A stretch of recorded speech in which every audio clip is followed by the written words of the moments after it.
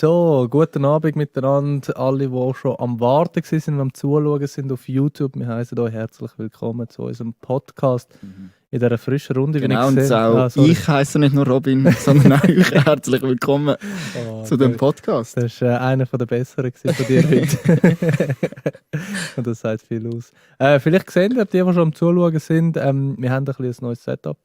Wir sind ein bisschen weiter auseinandergerückt. Gerade wegen der verschärften Massnahmen, die der Bundesrat jetzt beschlossen hat. Natürlich wollen wir euch immer noch den Dienst erweisen und jeden Dienstagabend live für euch den Podcast aufnehmen. Darum haben wir uns da etwas überlegt. Wir haben jetzt so geile Mikrofonständer, wo wir nicht mehr anlangen und ganz nah ran. Und auch wir haben genügend Abstand und die Maske erst gerade abgezogen. Wir können normalerweise meinen, dass das jetzt ist, weil der Jul stinkt und wir alle ein bisschen von ihm Abstand brauchen, aber es ist tatsächlich wegen der neuen Massnahmen, oder? Ja, ich habe noch kein Wort gesagt. Ja, du droppst schon. Ja, rechts der Das Julian. ist eine Ansage, Leute. Rechts der Julian und links hinter dem Robin stinkt. Hinter dem Robin schmeckt es nicht gut, weil er immer furzen tut. Der war gut, der gibt dir ein 9. Ja, aber ist schön mal, also... Nein, egal. Was? Doch, sag! Nein, ich wollte sagen, es ist schön auch mal abseits von daheim einen Ständer zu haben. Also, da ist es so dummes Sicher, Mann. Aber es ist das mal ein Mikrofonständer. Ja. Okay, heute sind wir nicht live im Fernsehen, das habe ich vielleicht gemerkt. Ja, Julian, ich überlade dir jetzt mal das Wort, du hast wirklich noch nichts gesagt. Ja, was willst du denn hören, Ramin? Nein, ich wünsche... Du hast dich beschwert, dass du noch nichts gesagt hast. Leute, wir haben heute schon einen langen Tag hinter uns, wir haben schon Mittag angefangen. Du hast da eine Kamera, du musst dich nicht rechts wegdrehen. Ja. Und vor allem musst du zu uns reden, das ist unser Podcast. Überall Kameras. Das wird ich noch ganz schnell sagen. Ja, ich muss euch ja nicht erzählen, was wir heute am Tag gemacht haben. Ich erzähle es den Leuten da draussen. Ja, okay. Oder? Das ist ein Unterschied. Also, Robin, heute sind wir... Nein. Wir haben heute Nachmittag die Sendung aufgezeichnet, die wir am Freitag werden sehen auf YouTube. Der erste Teil, das Abend, alles im Fernsehen. Und dann haben wir noch ein TikTok-Video gemacht und Instagram-Videos. Und jetzt heute Abend wie immer Podcast. Und wir haben Burritos bestellt, unsere Magen sind recht voll. Krass interessant für die Leute. Doch, ich glaube schon, dass euch das mega interessiert da draußen. So, jetzt rede ich wieder zu euch zwei. Ich habe euch vorher etwas gesagt, und zwar, dass ich am 20 ab 8 schnell inne muss halten, weil heute ist der 20. Oktober, also 10, 20, 20. 20, 10, 20. Und dann habe ich vorher ein Foto gemacht am 20 ab 8, 20 Sekunden.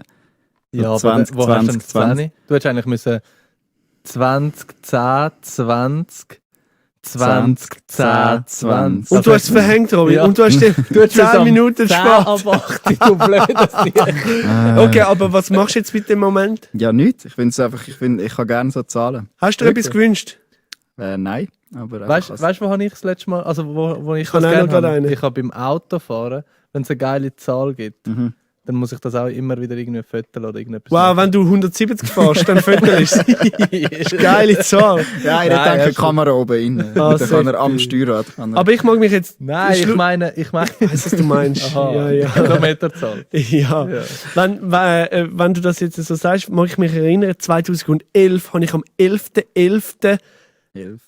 11 Sekunden 2011 habe ich auch ein Foto gemacht im Büro, wo ich Praktikant war. Und wieso fragst du denn dann so sarkastisch, was machst du mit dem Bild? Ja, wirklich? Ja, ist doch lustig. Ja, voll. Sehr lustig, sehr so anfühlen. Aber du machst auch nichts mit dem? Das Bild habe ich in meinem Archiv und kann jederzeit für einen Zucker, wenn ich nicht flexen. Man kann das dann irgendwann, kann man das seinen Kindern zeigen und sagen, hey, look, damals habe ich ein Foto gemacht. Ich war der grösste Mofo mit dem Bild. Ich habe gedacht, du wolltest sagen, schau, damals habe ich gelebt, ja, für das musst du ein Foto machen. Ja. Aber okay. so an diesen Tagen heiratet sicher sehr viel immer. Ich weiß nicht, ob heute wieder... Am 8. Ja, am 22.02.22 wäre noch so ein Termin. Ja. Jungs, wenn ihr euch schon mal einschreiben. Was, 22.? Ja, 22.02.22. Ah, ja, voll. Das ist es gibt einfach eine Februar-Hochzeit, aber du, gell, auch im Schnee ist es schön. Ja, nehmen wir. Also. Oder? Der Robin wird, glaube ich, sowieso im Schnee hier. Irgendwo auf den Bergen, im Schlafsack. Das musst du dir jetzt vormerken. Ich meine, das ist ja nur 1,5 Jahre. Nicht mal. Ja. Gell? Shit. Ja. Okay, während diesen spannenden Gesprächen wollte ich schnell noch da Was ist den spannend? Hinweis nach außen bringen. Ihr seid wie immer live dabei, ihr könnt kommentieren, ihr könnt eure Meinung zu allem abgeben, was wir da schnurren. Ihr könnt auch wie immer liken und abonnieren. Und wir nehmen die Fragen. Wir haben jetzt letztes Mal schon 2-mal Kommentarsection gemacht. Mhm. Finde ich fast noch ein bisschen geiler als einmal. Ja. Sicher. Da kommen mehr Kommentare zur mhm. Geltung. Und letztes Mal hat es auch noch recht Zweig Voll. ins Gespräch hineingebracht. Also wir sind dort noch ein bisschen länger drüber am Reden gewesen. Also überlegt euch gute Themen. Ich kann das eben kommentieren. gerne, wenn wirklich einfach so spontan irgendeine Frage reinkommt, wo man nachher darüber diskutieren kann. Also einerseits die Vorbereitung ist ja schon cool, was wir machen vorher. Aber gerade so die Interaktion noch ein bisschen mit der Community, das macht es aber auch noch cool. Weißt du noch, beim ersten Lockdown, wo wir von dir aus die High Live gestreamt haben, dort haben wir im Fall, glaub, gar kein Konzept gehabt, irgendwie, Nein. über was wir reden, sondern haben wirklich über Kommentare und so geredet. Und das hat mich Gut, aber ich habe es ein bisschen schäbig gemacht. Ich bin so auf dem Sofa, am Handy bin ich irgendwie noch am Chat. Aber das ist authentisch. ja. Das ist authentisch, das ist geil. Gerade vorher haben wir ja darüber geredet. Wir haben wieder ein Video hochgeladen auf TikTok, wo wir irgendwie so, glaub, in 20 Minuten alles gemacht haben.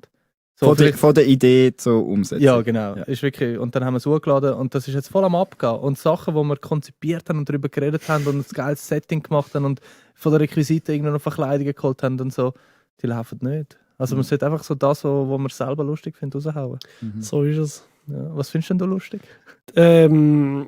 Ich finde, wir sollten viel mehr mit dem Handy machen. Wir sind mega blockiert, weil wir irgendwie im Fernsehen kommen. Habe ich so das Gefühl, wir dürfen damals nicht Handy filmen, aber dabei müssen wir viel mehr mit dem Handy machen. Ja. Das kannst du viel spontaner Sachen machen. Ja, Und ich finde alle so schräge Sachen lustig. So mein Humor ist so, ich finde so, also wirklich so, ich kann die Wörter jetzt nicht nennen, aber ihr wisst was für Humor.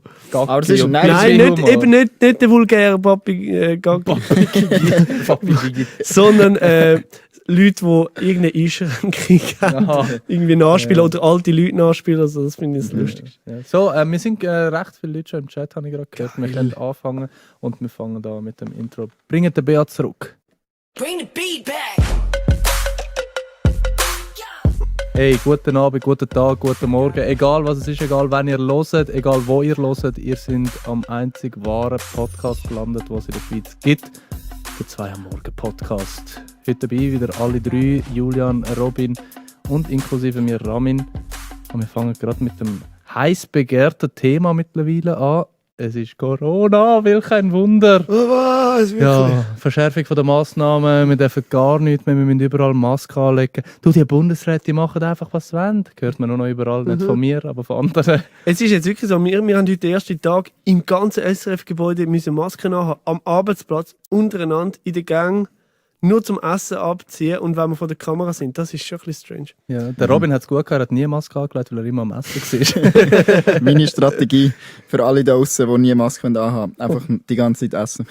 Ja, aber das könnte wirklich so für die Zeit, die man eigentlich so scheiße findet. Also nicht scheiße, weil halt, oh nein, wir haben jetzt verschärfte Massnahmen, sondern scheiße, weil man gleich ein bisschen isoliert ist und nicht mehr so viel kann unternehmen und so. Das könnte etwas sein, was viele Leute werden machen, einfach mehr essen, so ein bisschen Frustessen. Also nach dieser Zeit werden sicher alle ein bisschen schwerer rauskommen. Ja, und langsam finde ich das Maskentragen im Fall recht geil. Weil, Geil! Geil. Ja, weil du kannst bin dich heute schon wieder verstecken. fast Du kannst dich gestorben. so verstecken. Weil es ist so, wenn du keinen Bock hast, irgendwie Leute, weil erkennen dich ja effektiv auch weniger Leute und wenn du keinen Bock auf die Leute hast. Ah, sorry, Star, gell, wirst du noch auf der Straße Nein, nicht so. Einfach lustig. Nein. Und danach kannst du dich so wirklich verstecken, hast vielleicht nur eine Kappe an, Sonnenbrille und dann läuft's.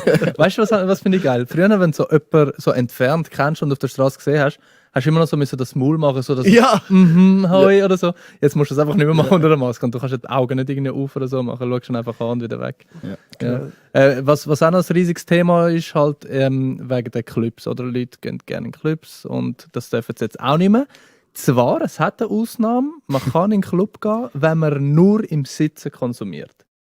Geil. Robin, was haltest du von dieser Regel? Absolut genial. Also ich frage mich wirklich, wie sie auf die glorreiche Idee gekommen sind, dass man nur im Sitzen trinken darf. Oder nein, nur schnell. Ja. Es ist, man darf nur im Sitzen trinken. Oder Nur im Sitzen konsumieren. konsumieren. Und wenn man nachher aufsteht, muss man gerade wieder die Maske Muss man gerade wieder die Maske anlegen. Es geht auch darum, dass die Restaurants und so, dort musst du sitzen, aber vom Eingang bis zum Tisch, vom Tisch bis zum WC und dann wieder zurück, musst du immer die Maske anhaben. Ich habe das selber in Basel erlebt, da sind wir auch in einer Pizzeria und dann bist du wirklich so vor der Tür und bis du zu der Kasse angehst, gehst du eigentlich mit der Maske und erst wenn du wirklich am Tisch bist, darfst du die Maske abziehen.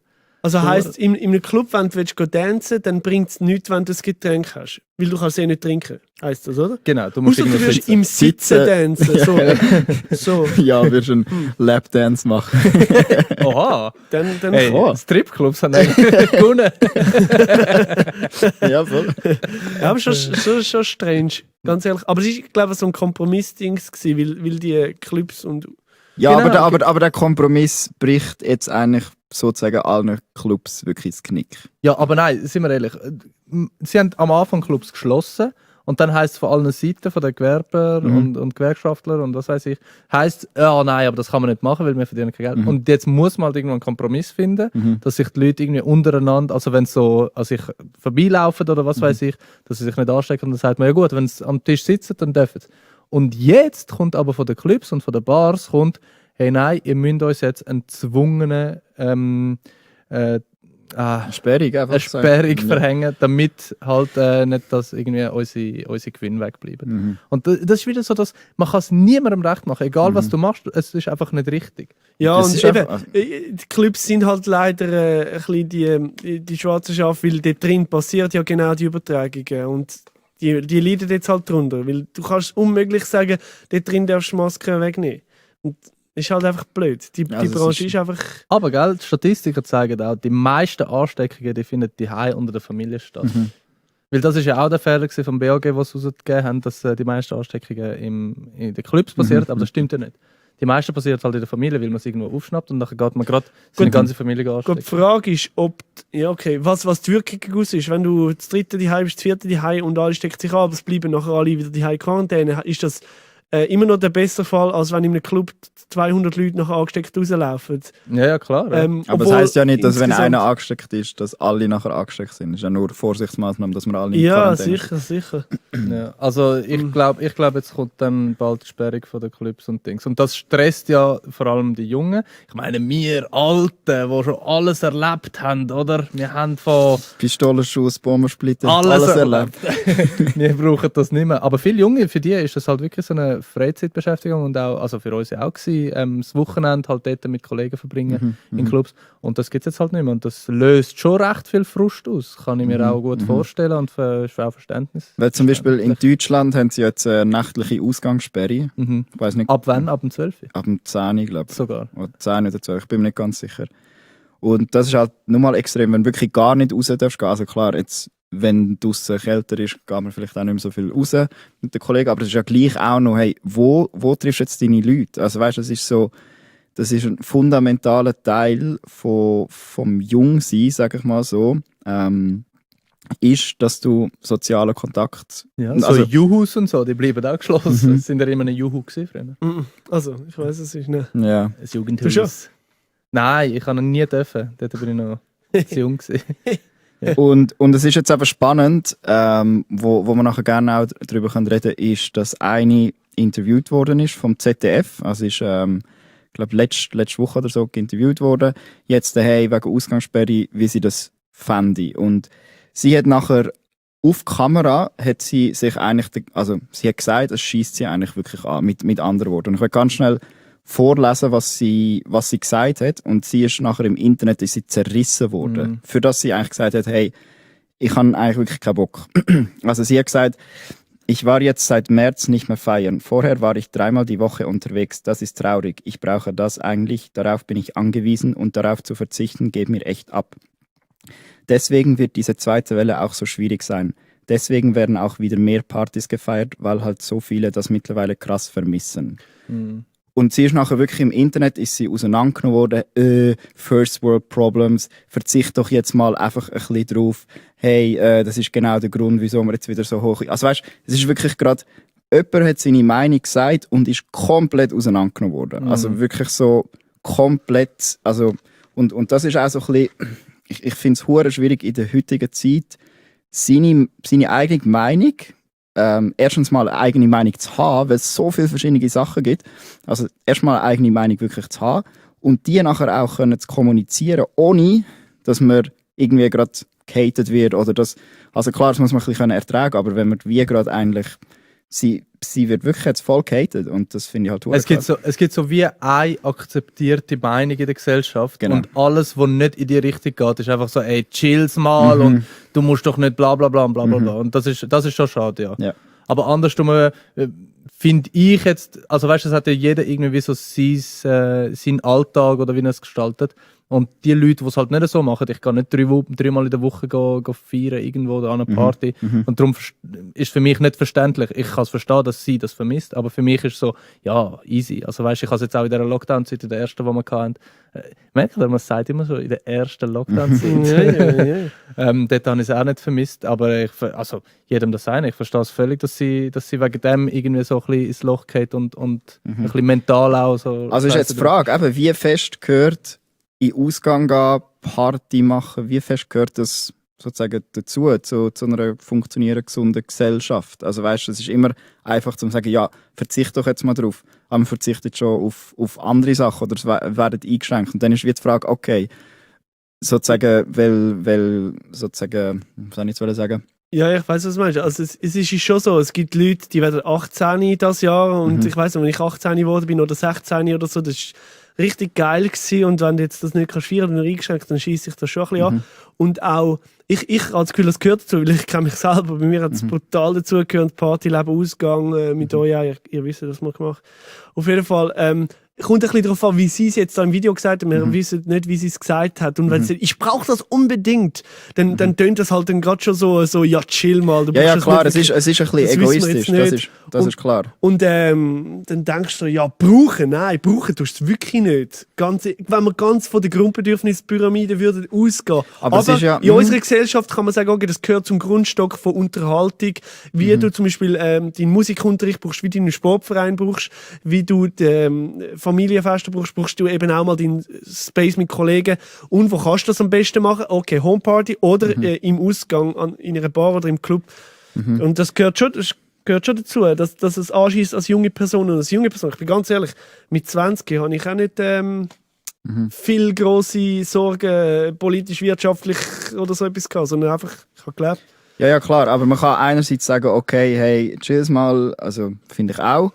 Aber dann ist gleich noch Komponente, man muss sie jetzt nicht so komplett runterbashen. Sie hat eigentlich wirklich einfach ihre Meinung gesagt. Und dann, was ich aber auch noch überlegt habe, okay, wenn man das wirklich jetzt weiter überlegt, wieso gehen die Leute oder junge Leute gerade in den Ausgang, dann ist es halt doch auch noch einerseits soziale Kontakte, die halt wichtig sind, gerade in dieser Zeit, um irgendwo durch auch seinen Platz zu finden, irgendwie in dieser Gesellschaft, unter den Freunden.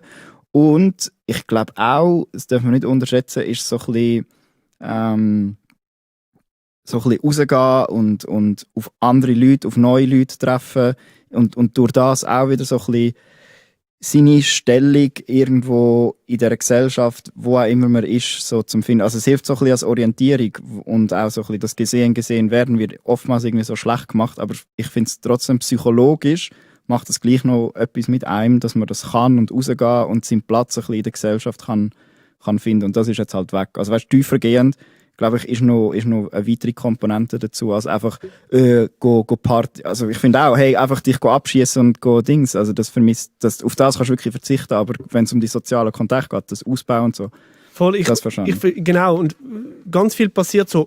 Nimm mal das Beispiel von einem Club, da redest du mit fremden Leuten plötzlich und etc. Und der Vergleich und der Austausch wird jetzt ersetzt, vielleicht durch Social Media. Und ob das besser ist, ich glaube nicht. Ich finde auch, also gerade so Grundbedürfnisse wie Schlägern und so vor dem Club, das geht ja wie auch ganz... Ja, ich finde auch jetzt. Es ist einfach so vor dem Schlägern und die Hände desinfizieren. Ich habe jetzt wohl gehofft, ihr redet ernsthaft weiter. Nein, ich rede schon ernsthaft weiter. Ich meine über das Schläger. Es wäre zu lustig, wenn das jetzt weiter ja, das schon anfangen.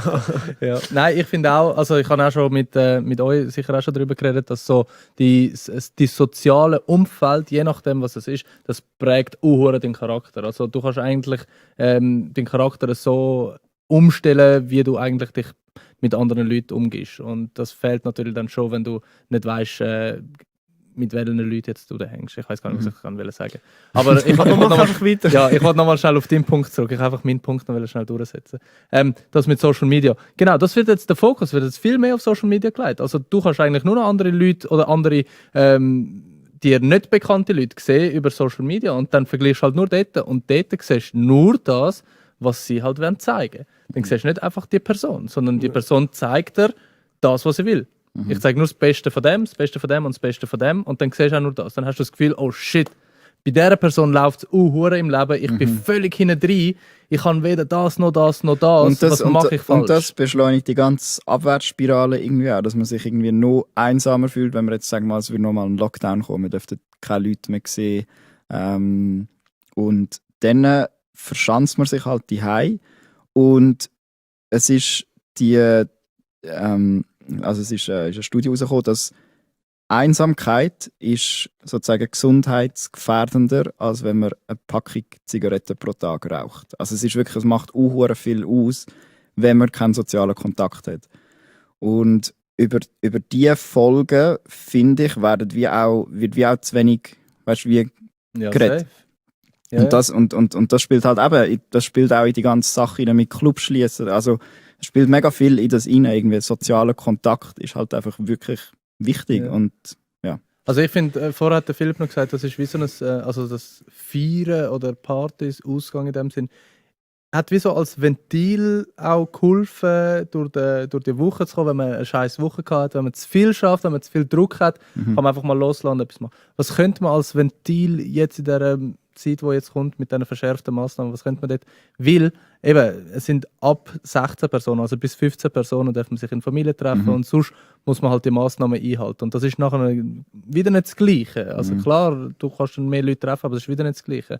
Und so, für mich ist halt wirklich immer noch Sport, wir haben es jetzt schon ein paar Mal gesagt, Sport ist so ein Ventil, wo du alleine wie auch mit wenigen Kollegen kannst machen, wo einfach so ein bisschen loslöst von dem Ganzen, wo du jetzt drin steckst. mega fest. Ja, das ist gut. Man könnte eigentlich für alles eine Analogie finden. Sport. Für Konzerte kannst du Energie rauslassen. An einem Sportereignis kannst du dort reinheben.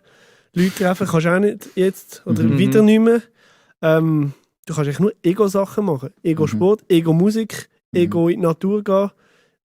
Also momentan kannst du ja noch mit Leuten machen. Aber ich Ja, aber weißt du, so gefühlt. Es geht Ja. auch um dein Gefühl. Mein Gefühl ist überhaupt nicht etwas groß. Ich gehe nicht so ein Grümpelturnier oder keine Ja, Ahnung was, ja. sondern einfach so, was kann ich allein machen mit meinen engsten Kollegen und Familie?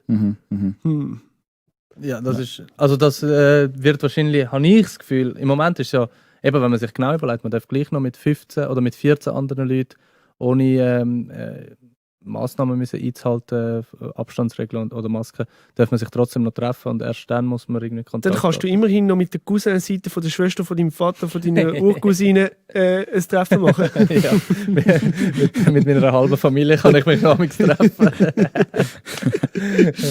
Ja, und sonst eben so, das ist das Einzige, wo so ein grosses Thema ist, dass der Ausgang fehlt. Also sagt auch niemand irgendwie so, also sind wir ehrlich, bei so Fußballmatch und so, habe ich weniger Klagen gehört und so Nörgeleien gehört als über den Ausgang. Das ist so das, was den Leuten fehlt. Bezüglich was? Ja, weißt du eben, dass man nicht mehr kann in die Fußballstadion gehen, Match schauen Ach so. und so, weil, ja. Ah, Oder ja. vielleicht kenne ich zu wenig so Ultras und so Zeug. Ja, Also ich glaube auch Das von ist den auch Clubs, ist von den Clubs auch gewesen, so ihnen fehlen jetzt die Einnahmen von den Tickets und all das. Also das ist schon auch. Es ist ja mega ein wirtschaftlicher Aspekt dass das, also Clubs kämpfen ums Überleben und sehr viele Clubs wird es wahrscheinlich, wenn es jetzt nur mal Lockdown wird geben und nur mal härtere Maßnahmen wird es, ich glaube, ein paar Clubs wird es nehmen auf Ja, nächstes Jahr. und so lokale Lockdowns sind ja auch nicht ausgeschlossen, hat der Bundesrat gesagt. Also mich nimmt es auch schon Wunder. Unsere Community, die hat auch eine Meinung zu dem Ganzen, haben es schon fleissig kommentiert. Wir nehmen das Paar jetzt rein, weil es gerade reinpasst. Der Miguel Ochocinco. Ochocinco. Ochocinco. Ochocinco, 8,5. Miguel 8,5. Schreibt, ist schon so, Single sein, nicht raus können, nicht mal arbeiten wegen Homeoffice. Wie ist echt jemand? Ist einmal mir so gegangen.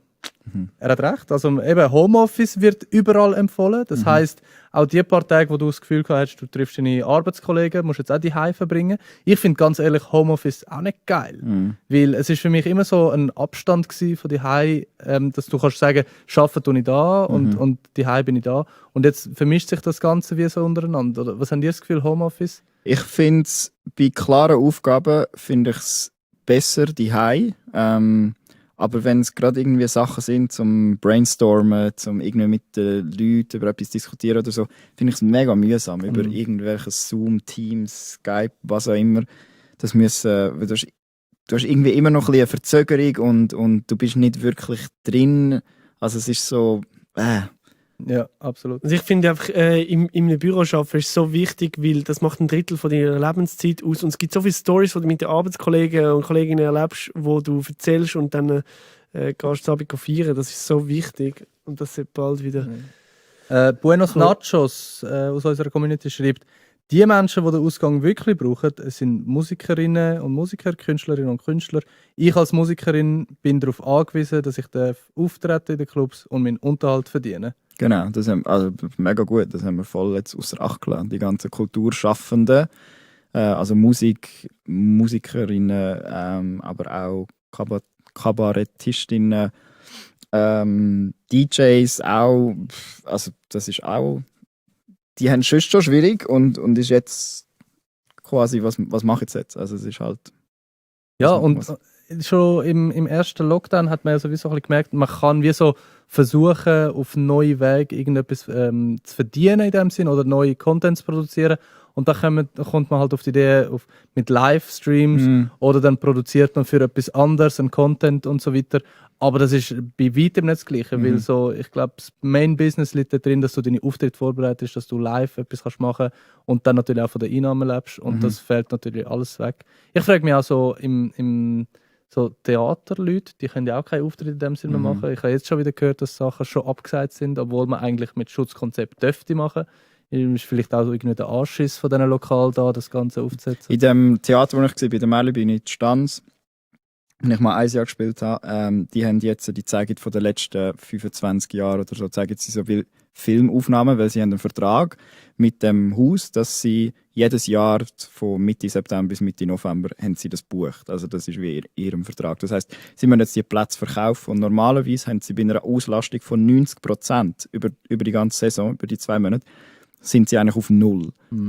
Und jetzt, wer geht schon einen Film von einer vergangenen Theateraufführung schauen? Also weißt du, es ist hure schwierig und du kannst auch nicht planen. Irgendwie, du hättest jetzt können sagen, gut, im Sommer ist es wieder ein bisschen lockerer geworden, hätte man ein kleineres Theater können aufbringen.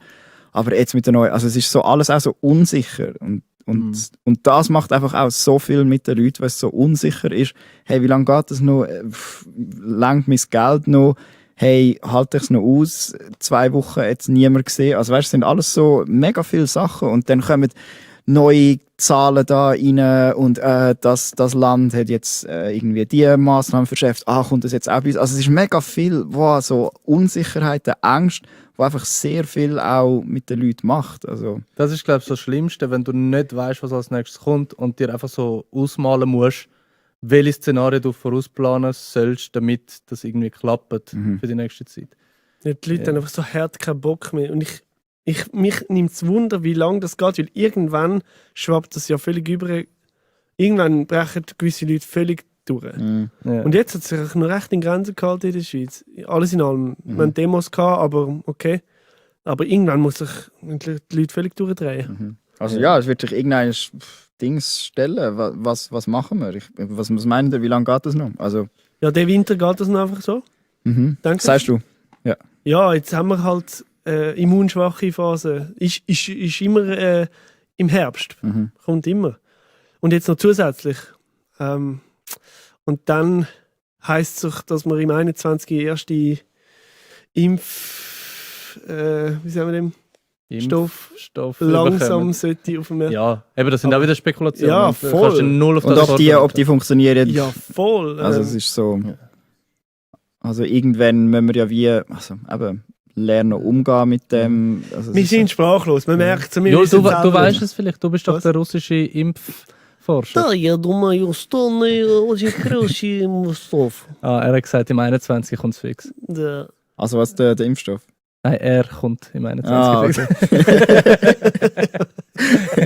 Ja, ey, wenn wir mal ein bisschen von dem Thema weg, Ja, ich meine, es voll. ist Sehr ein bisschen, gerne. es ist ein bisschen Genau. depressiv. Es gibt auch sehr viel anderes, wo wir auch noch darüber reden Ja, können. sicher. Ja. Zum Beispiel, wo uns der Julian, hast du doch vorher gesagt, eine lustige Ausgangsstory erzählen, wenn wir jetzt gerade schon beim Ausgang als Ventil für die Phase sind. Oh nein, habe ich das gesagt? Oh, nein. Ja, weißt du das nicht mehr? Nein, ich habe nur vorgeschlagen, wir könnten doch, wenn wir über den Ausgang reden, jeder so eine lustige Ausgangsstory erzählen. Also ich habe jetzt nicht etwas... Ja, was hast du denn gedacht? Dir fällt einfach eine ein nachher. Ja gut, also... Wann bist du das letzte Mal in den Ausgang zum Beispiel?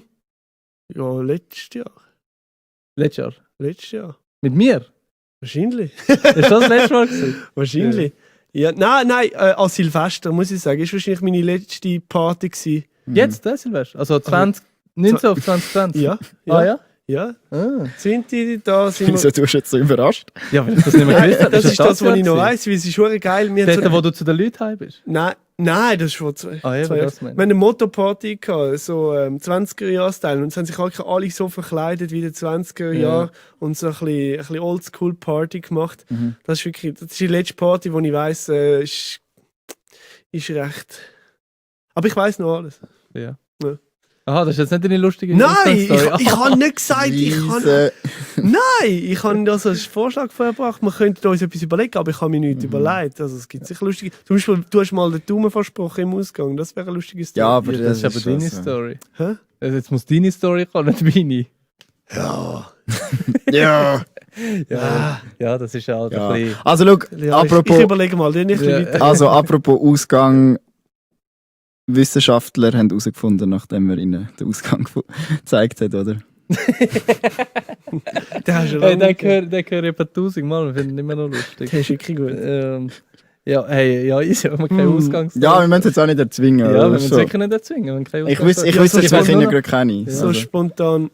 Ich weiss nur noch, du hast dort gesagt, wir könnten über Ausgangsstories reden. Jeder. Ja, ja, ich hatte gerade... also komm, dann machen wir doch auf nächstes Mal, überlegt sich jeder eine coole Ausgangsstory und dann können wir das droppen. Ich finde es jetzt, wenn wir jetzt nicht so... Ja, dann reden wir über etwas anderes Voll, Geiles, ja. oder? Ja, Wir haben vorher voll. zum Beispiel, ich habe das erste Mal in meinem Leben in der Schweiz einen Burrito bestellt. Wirklich? Ja. Hast du schon mal einen Burrito bestellt? Bestellt? Also bestellt, Ja, im Fall auch bestellt. nicht, nein. Nein, wirklich Eben, so. gell? Ja. Das habe ich nicht einmal gewusst. Wir haben einen Burrito bestellt. Und darum wollte ich fragen, vielleicht ist das auch noch spannend, was ihr euch so bestellt alles. Ich sage nachher auch, was ich alles bestelle. Ich bestelle nämlich viel. Ja, du weißt, was ich Number One bestelle.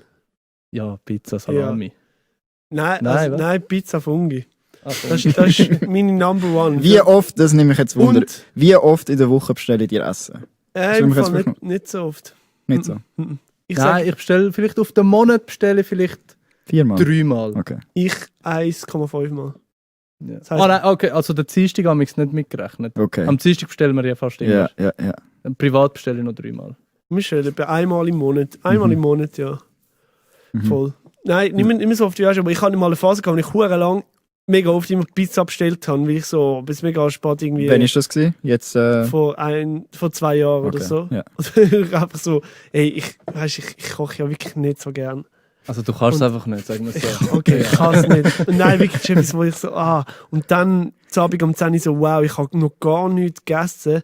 Okay, Pizza. Ciao, ich komme. Hey, was ich dir kann empfehlen, gerade im Winter, ein Pide. Ja, Pide, entweder mit Kebabfleisch oder mit Sucuk. Ist es nicht das mit Käse? Doch. Oder? Das haben wir doch nur Käse drauf. Ja, da ist eigentlich voll Käse und Wie da kannst du noch ein etwas drauf tun. Raclette auf dem... So geil. Türkische Raclette ist Ich tue, Pide. by the way, auch bei der Pizza immer sagen, mit Doppel Mozzarella. Das ist wirklich? gut. Also du hast einfach voll Käse drauf. Das ist... Also hast du eigentlich ein bisschen Käse mit ein bisschen Teig, oder? Nein, es ist einfach affengeil. Es ist wirklich sehr... Aber nein, Pide kann ich sehr empfehlen. Ich habe auch schon Sushi bestellt. ja, asiatisch. Ja, Das ist ja der Hammer. ja, also asiatisch so Nudeln und Reis und so, meinst du? Das habe ich noch nie bestellt. Aber das ist- muss ich irgendwie wie Wirklich? im Rest essen, ja. Schon? Ja. Also sag jetzt schnell, was ist eure Top 3? Ja, du hast noch gar nicht gesagt, was du bestellst. Ja, weil ihr miteinander da so am Also über dann sag Pizza du in deine Winter. Top 3. Ja, du isst keine Pizza am Pide, die Nein. kann ich das gar nicht empfehlen. Asiatisch, dann irgendwie so eine Bowl. Nein, Bowl ist eigentlich als erstes, dann asiatisch und dann Ja, die beiden Sachen bestelle ich eigentlich nur. Ein Okay. Bowl. Bowl. Ja, weißt du, was ein Bowl ist? Erklärst du noch, was ein Bowl ist? Ein Bowl? Was ist das wirklich? Bowl ist einfach Schüssel. Ja, einfach eine Schüssel. Nein, es gibt mega viel verschiedene Sachen, aber ein Bowl ist eigentlich, du hast irgendwie eine Basis von Reis oder Herdöpfel oder irgendetwas, dann hast du verschiedene Gemüse oder Salats. Salat. Und dann hast du noch irgendwelche Toppings und irgendwie ein Fleisch oder irgendwie Tofu oder sonst etwas. Also Also ist eigentlich ein Salat. ja, Salat, aber es kann auch mit warmen Sachen sein. Es ist so ein bisschen schwammig, der Begriff. Aber meistens ist es, in meinem Jargon ist es clean. Lean oder clean? Beides. Aha. Clean und lean, also ohne Fett auch, also möglichst wenig. Nein, das Aber ist mit Feta kann es schon sein. ja, mit Fett. Ja. Und zum Beispiel das, was ich jetzt heute zum Mittag mitgebracht habe, ist eigentlich so wie, ich habe Couscous gemacht und dann habe ich Tomaten drin gehabt, Gurken, Salat, Spinat, Feta, Pinienkerne. und nochmal zum Sagen, in der schwersten Tupperware-Box, die ich je in der Hand hatte. Ja, das war zum Mittag und zur Nacht zusammen. gewesen. Also, mach Top 3 Ich Ranking. kann nur noch schnell etwas. Was ist ein Pokéball? Okay. Das weißt du. Pokéball kommt, glaube ich, jetzt weiß ich nicht genau, ob es 100% stimmt, ist aus Hawaii. Mit Pikachu-Fleisch. Nein, wo aus Hawaii kommt. Okay, danke. Ja, was hast du fragen? Eben, jetzt jeder einfach nur Top 3. Okay. Aha, ja, also für mich ist Nummer 3. Nummer 3 zuerst. Ja. Ah, okay. Nummer 3 ist für mich der Burrito. Tut mir leid, Philipp. Nummer 2 ist für mich Pizza und Nummer 1 ist Pide. Bei mir Nummer 3. Pizza. Oha, Fungi. Ja, jetzt Aha. kommt Nummer 2. Pizza. Nein, asiatisch. Ah. Und Nummer 1. Pizza Margherita! So dumm. So geil. Ja. Margherita mit doppeltem Mozzarella. Aber das hast du nicht noch irgendwie, weißt, mit irgendwie Büffelmozzarella oder so, sondern einfach so der normale, so der schäbige Käse. Ach so. Schäbig. Er fragt mich am Telefon, ja, grüezi, Pizza Margherita. Sonst noch etwas, was liegt gerade rechts neben dir auf dem Tisch? Das ist unser Parmesan-Käse. Der noch oben drauf, bitte. Er weiss es überfängst. Aber nimmst du nicht einfach Ja, das stimmt. Nein, ich sollte nächstes Mal, hast recht, ich sollte mal nachfragen, was sie für verschiedene Käse sind. Ja, also es gibt ja Quattro Formaggi. Ja, bin ich aber letztes Mal mega enttäuscht worden. Ich habe Heißt Cinque. nicht Formaggi. Formaggi. Ja. Quattro Formaggi. Fromage, scheißegal. Quattro from Italia. Ich habe letztes Mal, das war in Italien, habe ich Cinque Formaggi. Nein, die hast du du bist ein mega schäbiges Ding da vor dem SRF auf dem Boden. Im Gras gegessen. Nein, Doch, dort Mal. hast du auch Cinque Ah. Formaggi. ist das dort gewesen? Ja. Es hat Oh. viel von dem Gorgonzola drin gehabt. Ist das nicht der gewesen? Nein, das hat mich voll enttäuscht. Ich habe gedacht, okay, ein Abschnitt ist vielleicht Gorgonzola. Nein, es ist über alles drüber da. Und das ist so, ja. Ja, das Die- Ist Gorgonzola der mit dem Schimmel drauf? Ja. Ja, genau. zum Also, das ist Blaukäse. so, ja, genau. Und seitdem, nein, so, nur noch. Nice so. Nein, so, nur das, was ich weiß, was ich bekomme. Ja, der- Aber es finde ich schon lustig, man. Pizza Margherita, das ist einfach nichts. Aha, ich finde es wirklich Was, einfach auch nix? nichts. Ja, das ist einfach Brot mit Käse. Geil! Ja, Das ist wirklich. eigentlich Fondue. Pizza Margherita ist echt Fondue. Es gibt ja Tomatenfondue sogar. Wo du Tomaten das Ding Also- drin hast, sozusagen. Das Was? ist dann so. Wirklich Alla Rabiata. eine Art. Ey, Hä? wirklich, Was? noch nie keine Tomatenfondue. Tomatenfondue. Die haben wie Was? Tomatenpüree drin. Hä? Hure geil. Und sie ist ja so ein bisschen Also orange. mit dem Käse zusammen? Ja, ja, du hast einfach noch, ich glaube, Püree drin oder so. Hure geil. Wirklich? Wo hast du Ja, das im Alpenrock. Damals. Zu stark. Hä, also was, dann hast du einfach Tomatenmark oder Tomaten... Ich weiß nicht, wie sie es zubereitet. Aber es ist gegessen? Du fragst ihn, wie er es zubereitet. Er kann sich gerade mal Pizza Margherita bestellen und du fragst ihn, wie man Soße zubereitet. Okay, sorry. Deine Top 3 haben wir noch nicht gehört. Mal? Nummer 3. Ah, Nummer Nicht. 3. Ja, nichts, dann asiatisch, dann Bowl. Okay. Nein, Nummer 3? Ja, also dann muss ich wohl drüber Pizza nehmen. Nein, du bestellst schon viele andere Sachen. Was denn? Ja, Indisch! Ja, indisch. Hey, wow, das ja. habe ich gerade vergessen. Letztes Mal haben wir indisch bestellt. Ray. Das ist so geil gewesen. Shit, dein Leben, Jude. Okay, gut. Wo wir alle am Schwitzen sind. Ja, es ist so scharf. Ja. Aber amigs, weißt du, wenn ich mit den Kollegen irgendwie, wir sind am Game oder wir spielen Brandy Dog oder irgendetwas und dann bestellen wir halt dort und dann weißt du einfach am nächsten Tag, kommst von jedem einen Snap auf den Scheisse über. Das ist auch, du musst schon aufpassen, was du bestellst. Also die einen ja. sind nicht so lieblich wie die anderen. Die das sind. Du, Ja. ja. Ich wollte nur schnell erwähnen, dort, wo du dein Tomatenfondue gegessen hast im Albarock. Der Julian ist ja dort Animator oder wie nennt man das? Ja, So, Animator. Animator, ja. Und er hat halt Leute unterhalten, damit sie gute Laune haben und Spaß haben. Und das ist immer so kurz bevor es so eigentlich zum Club geworden ist, oder? Also in der Nacht, meine ich. Ja? Und nachdem du fertig bist, ist eigentlich Musik losgegangen und die Leute können tanzen. Ja, aber ich kann noch bis zur Nacht um 2 weitermachen. Also neben dem DJ bist du gestanden und hast... Nein, da bin ich unter den Leuten gewesen. Weißt du, ich habe Party-Games gemacht. Ja, aber Trinkspiele. ich bin einmal schauen und dann hat er mir gesagt so, ja, ich nehme dich dann führen, ist okay. Und ich sage, ja, okay, ist gut. Und dann hast du so als hätte ich Geburtstag. Voll. So am 12. So, und unser Geburtstagskind, der Ramin.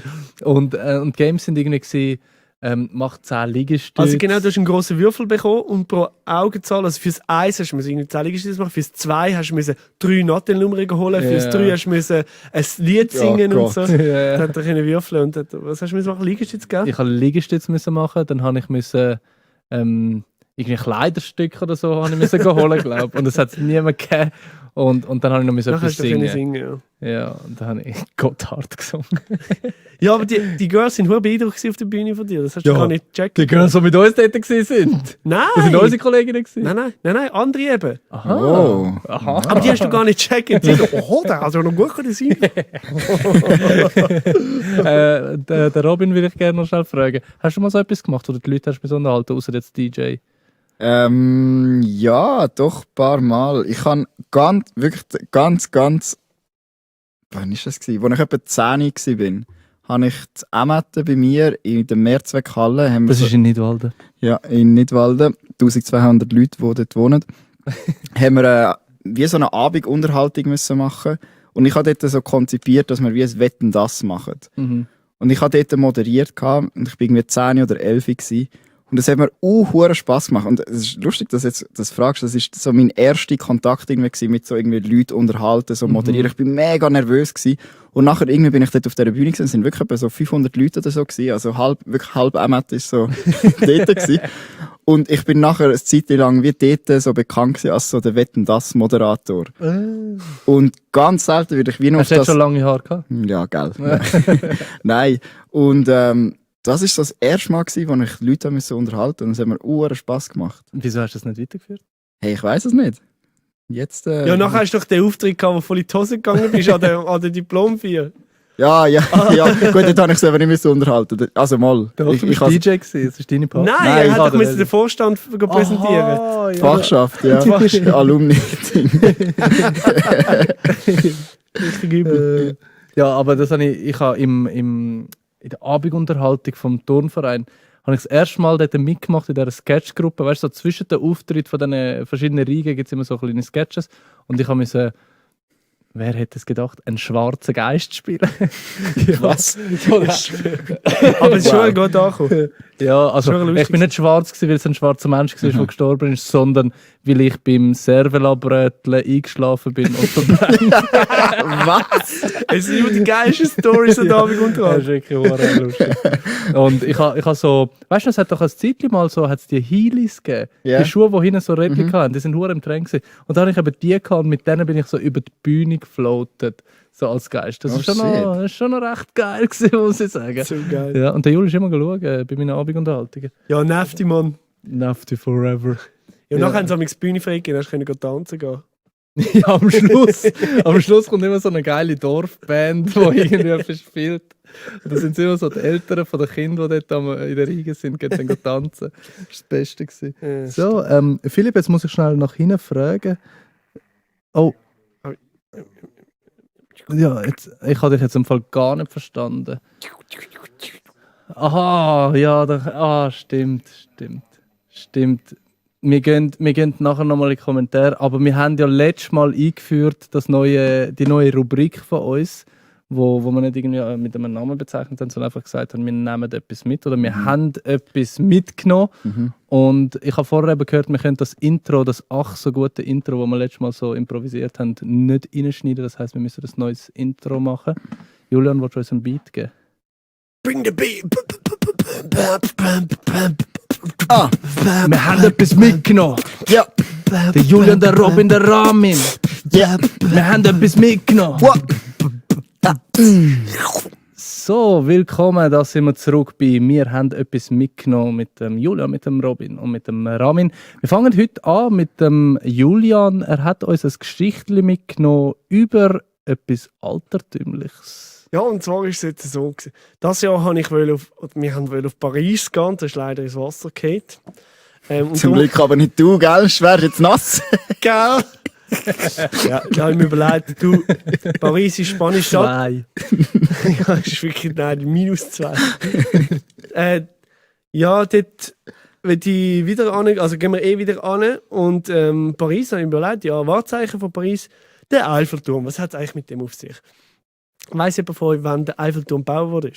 Ist es nicht ein Geschenk gewesen? Warm? Also, das ist keine Jahreszahl, wie kann das warm sein? Ja, nein, ja, das können wir nachher. Ich sage... Also ich sage zwei Zahlen. Schätzung, ja, okay. Also 1864 oder 1905. Konkret 2 Zahlen. 1905, ja. Ich sage 1889. 1889? Jawohl. Absolut richtig. Bing, bing, bing, bing, bing. Schon, hast du gewusst? Wirklich? Ist Sehr 1889? Stark, ja. Und zwar, lass sich ein bisschen herleiten, und zwar ist dann die Weltausstellung in Paris, dort ist es darum gegangen, technische Fortschritte zu zeigen und auch die ganze Rüstung oder auch Industrie vor allem zu zeigen. Und die ist anlässlich vom 100. Jahrestag der Französischen Revolution gemacht worden.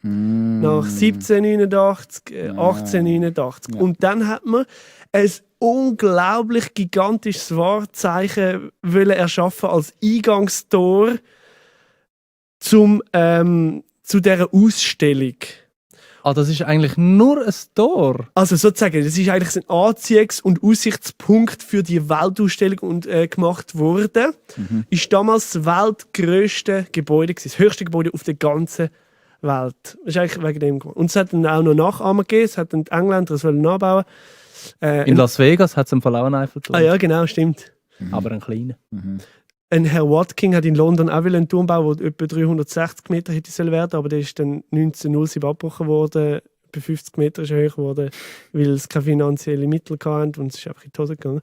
Aber da, so ein kleines Geschichtchen zum Eiffelturm. Und da haben wir ein Bild, wenn es jetzt eingeblendet ist, der links, das wäre der Turm, wo neu der höchste Turm der Welt geworden wäre, vom Watkin in London, aber hat es nicht geschafft. Der Eiffelturm war damals das höchste Gebäude gewesen. Ja, also für all die jetzt nur zuhören, die können gerne auf YouTube schauen. Dort können sie auf die Minuten spulen und das Bild auch noch anschauen, wenn es wirklich so fest interessiert. Danke vielmals fürs Mitnehmen. Gerne. Ich finde immer so Quiz geil, wo man so Sachen muss erraten oder schätzen. So oder schätzen. so. Ja, ist gut. Können wir nicht einfach einen Quiz-Podcast machen? Bitte? ich tue nachher auch noch quizzen mit meinen Sachen. Aber wir kommen zum Robin, der hat uns tiefe Frage mitgenommen, wo wir ein bisschen philosophieren können. Auch ihr im Chat, wo jetzt live zuschaut auf YouTube, ihr könnt gerne mitraten und mitkommentieren. Ich würde von euch gerne wissen, was ist etwas, was ihr gerne in der Schule gelernt hättet, wo ihr das Gefühl habt, wo zu wenig gelernt wird oder gar nicht gelernt wird? Also irgendein Skill oder irgendein Fach, das ihr würdet einführen. Was wäre das? Also wenn man so den Memes und so ein bisschen folgt auf Instagram, sieht man ja immer, ja, ich habe in der Schule gelernt, wie man ableitet, aber Steuererklärung, ja, die weiss ich nicht, wie es geht. Rechnungen zahlen, nein, weiss ich nicht, wie es geht. Finde ich absolut richtig. Was ich gerne gelernt hätte, ist mehr so praktisches Zeug, wie wir jetzt machen. Also so ein bisschen im Filmbereich, im kreativen Bereich, einfach so die Skills ein bisschen aneignen. Vielleicht nicht einmal voll spezifisch, sondern ein bisschen anschneiden, weißt? Also so ein Medienfach. Genau, so auch so praktisch bisschen, bezogen, ein Medienfach. So wie BG, aber ein bisschen spezifischer auf ein Thema. Also, weil im BG haben wir gemalt, geschnitten, bastelt und vielleicht mal noch etwas gefilmt. Aber dass man das dort könnte ein bisschen differenzieren und dass es dann auch zählt als Note. Ich meine, BG ist immer so ein Fach gewesen, so, ja, es gibt schon Noten, aber für das Abschlusszeugnis ist egal, außer du hast das als Ergänzungsfach gehabt und so. Aber dass man so auf das ein bisschen mehr zählt. Was ich mir auch gewünscht hätte, ist, dass Sport zählt und nicht einfach bestanden ist. Nicht Nein, bei uns hat es nicht zählt.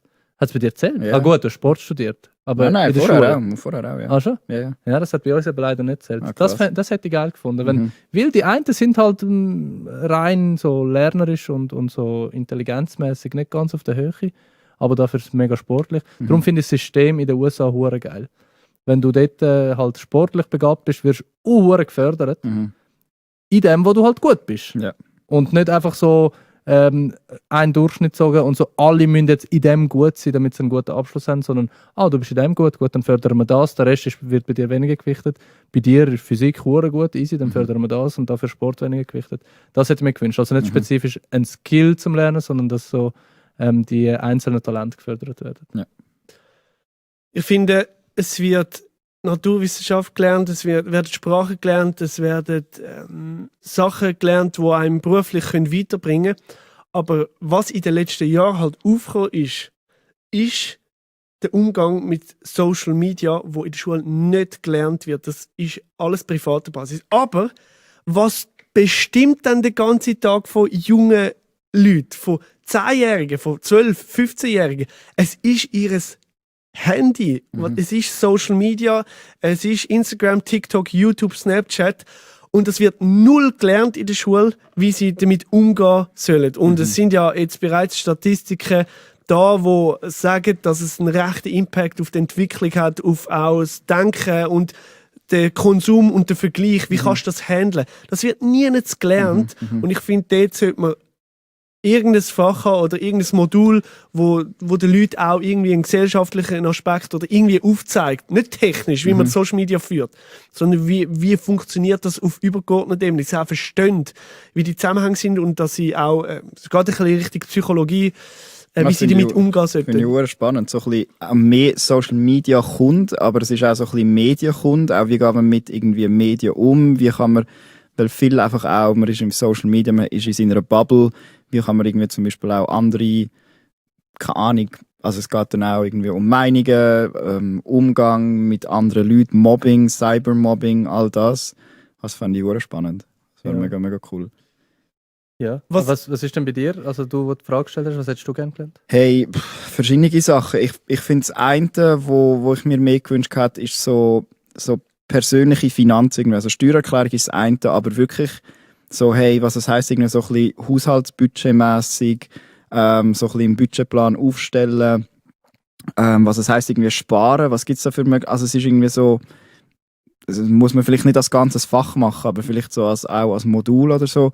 Und dann etwas, was ich wie auch finde, das ist alles irgendwie so fachbezogen und so Sprache, Wissenschaft, aber auch so ein bisschen der Umgang mit Leuten. Also weißt du, so emotionale Intelligenz, wie man das noch mehr fördern kann. Dass man, was es heisst, irgendwie mit Leuten richtig umgehen, zuzulassen, alles so Sachen irgendwie. Also, aber das ist halt schwierig, um das irgendwie zu fassen. Also es geht vielleicht ein bisschen in die Philosophie-Richtung oder Psychologie, aber... Und ich weiss einfach aus eigener Erfahrung, wenn wir so ein Fach hatten, wärst schnell mal ein bisschen spürst, wie fühlst du mich als Jugendlicher angeschaut worden und die Lektionen wären eskaliert bei uns. Also die hätte ich einfach ausgenutzt, um ein bisschen weißt, so Gruppenarbeiten, ja, jetzt spüren mal die anderen in einem Dialog. Ja, stimmt, ich so, hey, hätte ich irgendetwas gemacht? Vielleicht ist das, sind Leute, oder sind wir wie zu jung für das. Also das hättest du wie müssen nachher im Studium. Aber wie du sagst, sobald nach etwas so theoretisch erklärt wird oder das nach Buch dir erzählt wird, dann hast du einfach kein Interesse mehr dafür. Ich glaube, es liegt auch daran, dass wir das Zeug wie so von uns aus aufgenommen haben und uns angefangen haben, dafür interessieren und darum etwas darüber gelernt haben. Das ist völlig ein Unterschied, als wenn es dir irgendwie der Lehrer würde sagen, so, du musst im Fall das und das, dann würde ich sagen, komm, scheißegal. Wenn ich es dann brauche, lerne ich es dann schon. Ich hätte zum Beispiel auch gerne Informatik in der Schule. Aber wenn ich das theoretisch gelernt hätte, hätte es mich wieder angeschissen. Und ich hätte müssen, hey, ihr müsst am Schluss können ein Game designen. Und dann hätte ich wieder recht Motivation. Ja, so praktisch halt. Ja. Gut, wir kommen zum dritten Teil von dieser Rubrik. Wir haben etwas mitgenommen.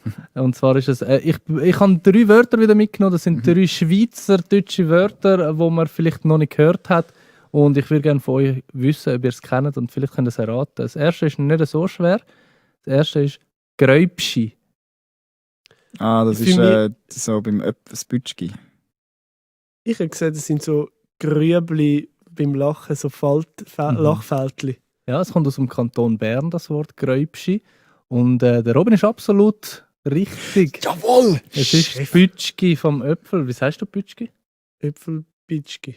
Bitschki. Bitschki Nonen. Das ist dann schon ein bisschen. Okay, 1-0 Ja. dann Fall. Ja, das Bütschki. Schreibt doch uns, wie ihr das Bütschki nennt. Das zweite Wort ist ein bisschen schwieriger. Das heisst Häpperebregu. Häpperebregu. Also ich kenne das Wort «eine Häppere», ist so eine eher korpulente Frau. Das ist eine Häppere für mich. Aber Bregu tönt für mich auch so ein bisschen so fester. Irgendwie ein Irgendetwas. Häpperer-Bregu. So ein grosser Mocken. Das ist so ein irgendetwas. Herdäpfel, ja, so ein fett Herdäpfel. Häppere. Ich habe das eben am Anfang, als ich es gelesen habe, habe ich es so mit Kapern und so verbunden. Häppere, da habe ich gedacht, das ist irgendwie dort. Es kommt aus dem Kanton Fribourg. Äpper, Äpper, Ja, vielleicht heisst es irgendwie Häpper, Häpperebregu. Prägü. Häppere. Ja, Häppere, die wörtliche Bedeutung steht da, ist Erdbirne. Erdbeeren. Oh, oh. Und Breg ist ursprünglich für das Geräusch herunterkollender Steine Okay. ist es gestanden. Und zusammen gibt das Wort Häpperebregu Kartoffelrösti. Nice. Nicht schlecht, nicht schlecht, ja. Häpperebregu. Ja, vielleicht der Maelo, wenn der am Zuschauen ist, kannst du uns sagen, wie man das ausspricht. Ja, Das schön. wissen wir nicht. Das dritte Wort kommt aus dem Kanton Luzern Oh. oder Luzern. Das heisst Schinner. Schinner. Schinner. Also mit E, Schäner. Ja, und es steht Also- eben da, das E wird fast ein bisschen wie ein I ausgesprochen. Ja. Schinner. Ist es Substantiv? Es ist ein Substantiv, maskulin, Julian. Schäner. Der Schinner. Schinner. Ja, Schön. der Schinner. Schinner, ja, steht da Schinner. Ist das ein Wort, das man so im Alltag ein bisschen braucht? Ja, kommt drauf an, Spezialgebiet. wo du deinen Alltag verbringst. Aber sag mal, ein Bauer braucht Ich habe gedacht, das ist eine Schiene für mich. Habe ich gedacht. Mhm. Schäner ist. Oder so ein Heuboden. Ich sage, es ist eine Mistgabel. Ein Schinner Nein, Schäner. bezeichnet im Kanton Luzern einen Korb mit 2 Henkel. Ja. Ja, Wow. Also das einfach ist ein Korb. Schinner. Einfach Ja. ein Korb. Okay. Ja, ein Korb mit 2 Ja, das brauche ich Henkeln. jetzt. Das brauche ich nur Bauern. Ja, nein, ich weiß Okay. doch nicht, was das so Aber es ist noch lustig, so die Endung, ein Schinner, das verleitet einem gerade so in die Branche. Ja, Weißt das du? ist, ja, ich weiß auch nicht. Oder Es so müsste ein irgendwie, Bregu. was müsste es heißen? Hä? Ein Korb, ein Schen. Nein, eben. Weißt du, so, die Orientierung ist noch lustig, dass du an einem Wort kannst du irgendwie so herausfinden, von wo muss es ein Aha. bisschen kommen. So ein Häpperebregu. Ja. Denkst du auch so, das ist irgendwie so ein Brügel. Ich weiss, ja. Es gibt so einen Ausdruck für das Wort, tönt so, wie es auch ist. Zum Beispiel Fluss. Ist so ein See. Oder? Was? Weißt du, so, es hat das S drin, es ist so Wasser. Die Tonalität vom Wort Entspricht widerspiegelt das, eigentlich was es so. eigentlich ist. Ja, aber Wie zum Beispiel Lampe Axt. und Lampe. Ja, nicht jedes Wort ist Aha. doch so. Doch, Aha. Lampe.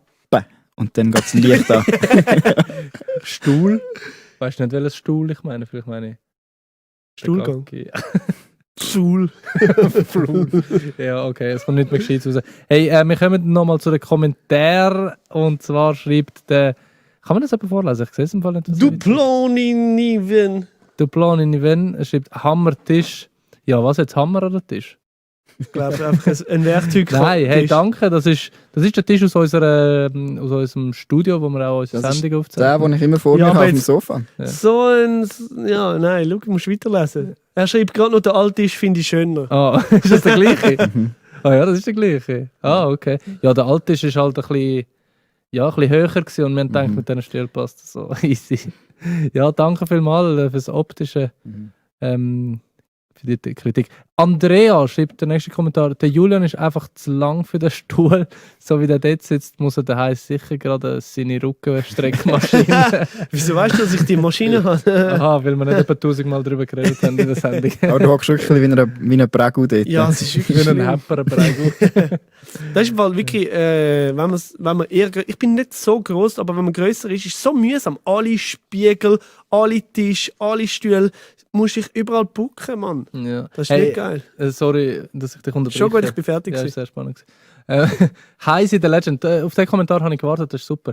Wie habt ihr das Feedback zur letzten Folge aufgenommen? Ist ja teils nicht so gut angekommen. Oder wie seht ihr das? Danke vielmals, Heisi. Ja, wir haben, Schnelle Einordnung für alle. ja, genau, stimmt. Also wir haben eine Folge mit Nati-Style gemacht, und zwar über das Ausziehen oder Zusammenziehen mit dem Partner. Dort drüber haben wir ein Voice-Over gelegt vom Robin Rehmann, wo wir so ein bisschen ironisch und lustig aufgenommen haben und halt die Situation aufgezeigt haben, wie man es erwartet, wenn man zusammenzieht und wie es dann wirklich ist. Und unter dem Video hat es ein paar Kommentare gegeben, wo geheißen hat, ja, irgendwie die Stimme passt nicht. Die anderen haben gesagt, ich bin gar nicht so in die Folge reingekommen, es passt irgendwie nicht. Nicht Und lustig so sein, macht wieder euch ein altes Zeug, das ist lustiger und. Ja. Und ich kann auch, also ich verstehe das Feedback mega. Es ist auch für mich fast ein bisschen überfordernd gewesen. Jetzt kommt das Intro und dann kommt gerade der Robin, wo und der ist wirklich gerade so, wow, okay, was? Und es braucht so seine 30 Sekunden, bis man im Dings inne ist. Und nachher finde ich aber, ist es relativ cool. Und was wir ja aber auch diskutiert haben, ist, hey, das war jetzt genau etwas, wo mal etwas Neues war. Also vom Style her. Es ist so ein bisschen eine andere Richtung. Und jetzt mal nicht etwas Klassisches, was man von uns erwartet. Es geht. Eigentlich ist es gar nicht so anders gewesen, weil zum Beispiel die Wandertypen oder so. Ich glaube, wenn der Ramin da gewesen wäre statt Nati, dann wären die Kommentare wie nicht. Also weißt Meinst du? ja, dann hätten so der Ramin und Julian und dann hätten einfach alle geschrieben, aber es ist einfach eine komische Off-Voice. Also, by the way, alle. Das ist jetzt einfach der Ja. Legend. Du hast, glaube ich, top Ja, es hat schon auch Upvotes gehabt. Also schnell zum Erwähnen, bevor wir da weiterreden, wir haben jetzt etwa 20'000 Views, das ist nach 2 Tagen. Das ist unser erfolgreichste Video von dieser Staffel. Genau, und ich Mit habe auch der- die Statistiken angeschaut, das ist die beste Performance gewesen von einem Video in den ersten so und so viel Stunden, also YouTube rechnet das ja aus. Und wir haben jetzt, also auch schnell zum Einordnen, wir haben gute sowie schlechte Feedback-Kommentare bekommen. Und für mich habe die Sendung, also das Footage habe ich gar nicht angeschaut vorher.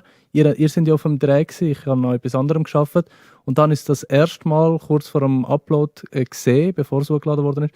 Und ich habe mich weggerillt. Also ich habe es wirklich lustig gefunden. Ich habe die Stimme, die gekommen ist, also genauso wie du bin ich auch so, wow, was sagt jetzt die Stimme? Aber ich habe es hure lustig gefunden. Ich habe die Situationen, die ihr aufgenommen habt, wo ich nicht dabei war, ich bin ja nur in einer Szene dabei gewesen, habe ich hure lustig gefunden, wie ihr es gespielt habt, da das mit dem Spaghetti ins Maul und so, hey, das Zeug. Ich habe es auch hure lustig gefunden. Und irgendwie die Zahlen eben sagen, dass es wirklich gut war.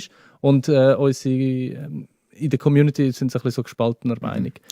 Das Geile ist, ich möchte den Robin Rehmann, der die Off-Voice macht, eigentlich kennen, weil wie der das richtig in sein Studio mit reingerührt hat. Wenn wir nächstes Mal irgendetwas machen, wie einen Fußballmatch und wir Off-Kommentare haben, dann müssen wir ihn unten einblenden. Ja. Bei dem Video hätten wir ihn auch unten einblenden. Ja, voll. Wie, er ist einfach eine Ich Legende. habe noch ganz kurz mit ihm geredet. Er hat eben gesagt, er war mega so ein bisschen im Zeug drin gewesen und hat das Footage wie nicht, also normalerweise sieht er das Footage und redet nachher drüber, kann er sich ein bisschen reinfühlen. Und jetzt hat er irgendwie recht viel zu tun gehabt und hat nachher eigentlich wie fast so ein bisschen blind hat er das Voice-Over drüber gemacht. Und er hat nachher auch mit mir, also so im Feedback, das er mir gesagt hat er auch so gesagt, er hat besser wie nochmal das Footage anschauen, dass er es ein bisschen besser kann anpassen kann. Aber weißt du, was hat er gesagt? Sie haben am Schluss die abgeschwächte Variante genommen. Er hat 2 Versionen gemacht und die andere war noch geiler gewesen, over the top, Mann. Ja. Ich wollte noch schnell auf einen anderen Kommentar eingehen. Ich glaube, das ist auch vom Heisi, der Legend, gekommen. Es ist gestanden, lasst die YouTuber sein und macht euer Zeug. Dort bin ich gar nicht einverstanden. Also YouTuber, wir sind in dem Sinne auch YouTuber. Wir machen es ein bisschen anders, nicht so das Typische, wo man in die Kamera redet und Kommentare beantwortet oder mit den Leuten redet, sondern wir machen eben Sketches. Aber gerade so die Infiltrierung oder die Zusammenarbeit mit YouTubern, die finde ich hure geil und die würde ich eben auch gerne viel mehr machen. Ich finde auch, die Nati hat dort super mitgespielt. Ja klar, also weißt, bei uns gibt es auch Situationen, wo wir es nicht richtig überbringen überbringen. Wir sind keine Profischauspieler. Wir haben es einfach viel mehr gemacht als andere. Darum wissen wir so ein bisschen, wie es auf der Kamera überkommt und können es so lenken. Aber ich finde, es hat super gepasst und sie hat super gemacht. Sie hat auch hohe Freude gehabt an dem. Und also ich finde das Video hure geil. Aber natürlich, weißt du, so Feedback, Heisi, der jetzt den Kommentar geschrieben hat, oder wo jetzt gefragt hat, so Feedback ist bei uns immer rum. Wir haben auch gerade dort am nächsten Tag, wo wir uns getroffen haben wir gerade wieder darüber geredet und haben uns gefragt, ja, hätten wir etwas anderes machen müssen. Also das ist immer bei uns rum und wir schauen, werden wir das nächste Mal sicher auch wieder im Kopf haben. Das Blöde ist halt einfach, dass das jetzt wirklich gut performt hat, das Video, und es scheint den Leuten zu gefallen. Ja, und darum fragt man sich auch, muss man etwas ändern? Es ist natürlich etwas... Gut, ich frage mich auch noch mal schnell. Ich wollte schnell von euch zwei wissen, was ist anders an diesem Video als unsere anderen Videos? Sag mir schnell 2 Punkte. Nati und Stimme. Würde ich Robin? auch sagen, ja. Die 2 Sachen. Also, ja, man muss ja neue Sachen versuchen. Der Robin Rehmann ist nicht zum ersten Mal die Stimme von unserem Video. Er hat schon mal 2 Voiceovers gemacht bei uns. Und Nati, ist, also es ist wie so jemand anderes. Noelia hat auch schon mitgemacht bei uns und andere Leute haben auch schon mitgemacht bei unseren Videos. Das ist ein Gast. Ich finde das im Fall ein mega spannender Punkt. Wenn ist, also Feedback immer mega, mega gut, wenn, wir nehmen es uns mega zu Herzen, aber wenn sollte man wirklich jetzt etwas ändern, weißt, was nehmen wir jetzt aus dem Feedback raus vom The Legend? Ja. Also ich finde es so schwierig. Weil eben, es würde jetzt mega mies performen und wir hätten 700 Dislikes und 100 Likes, dann ist so, okay, das gefällt den Leuten wirklich nicht. Aber es ist ja jetzt, hey, das erfolgreichste Video bis jetzt von der Staffel und auch von den Upvotes ist es gut, von den Kommentaren bis auf ein paar ist es durchwegs positiv. Also es ist wie die Frage, eben, was nehmen wir jetzt aus dem Ding raus? Ja, eben für uns haben wir jetzt wie im Team ein bisschen rausgenommen, dass wir wie so eine längere Introphase braucht, um ein bisschen reinkommen. Aber sonst der Rest würde ich im Fall, also so frische Sachen finde ich sowieso immer geil. Und es ist jetzt auch gar nicht irgendwie so als Entschuldigung oder Rechtfertigung auf das Feedback heißen, sondern wir versuchen einfach zu erklären, was in uns nach Köpfen abgeht. Ja, und der Jul hat es eigentlich auch brutal gefunden mit dieser Stimme. Ja, das habe ich das Lustigste vom ganzen Video über gefunden. Die Stimme. Ist gut, sich selber anschauen, ist immer komisch. Ja. Wir können noch ganz kurz über den nächsten Dreh oder über weitere Pläne reden, was so ansteht. Wir haben ja auf den Sonntag, beziehungsweise am Freitag, wo es im Fernsehen kommt eben das 3 gegen 3. Und nachher haben wir ein bisschen etwas Spezielleres im Kopf für das Halloween-Special. Und wir sind ja das jetzt am Schreiben. Und auch dort könnt ihr weiter kommentieren. Ich meine, ihr seid ja nicht mehr an den Redaktionssitzungen dabei, aber ihr könnt uns immer noch schreiben, falls ihr irgendwelche Ideen habt. Und ich wollte eben von euch zweimal wissen, weil das habe ich ja wie so ein bisschen die Hand genommen und schreibe das ein bisschen um. Was stellt ihr euch unter einem geilen Horrorfilm vor? So Twists, die intelligent und klug sind. Also, ja, nicht so vorausschaubar. Ja, also so wirklich so Sachen, wo genial sind einfach. Also es muss kein Blutspritzer Gar und Abhaken da drin. Nein, genau aber nicht. Nein, und das macht eben, zum Beispiel Saw, ist ein Paradebeispiel, spielt ja genau, dass nichts passiert. Und halt einfach... So? Nicht, ist das nicht so? Nein, Dort so wird alles zermetzelt. Ja. Da meine ich. Dort lebt niemand mehr. Paranormal Activity. Ja, den meine ich, genau. Ja. Dort. Und das finde ich geil. Oder so Geschichten, wo etwas bei Minute 1 passiert, wo bei Minute 6 aufgelöst wird, aber nur zum Teil und so etc. Wo so verschachtelt ist. Das macht Aber Rami, wir machen ja eine Parodie, oder nicht? Ja, wir machen eine lustige Parodie. Aber trotzdem kann man es irgendwie wahrscheinlich... Ja gut, ich weiß nicht, was geplant ist. Ja. Entweder machst du es voll plump offensichtlich. Ja, wahrscheinlich wird es Schon, plump okay, offensichtlich gut. sein. Ja, Aber das andere ist hure kompliziert. Genau, erstens kompliziert, zweitens musst du es hure echt können filmen, damit es auch richtig überkommt. Ja. Also du kannst es nicht einfach so lustig machen. Ja, wir haben uns etwas einfallen lassen und wir reden morgen und so noch drüber und dann kann man noch feedbacken.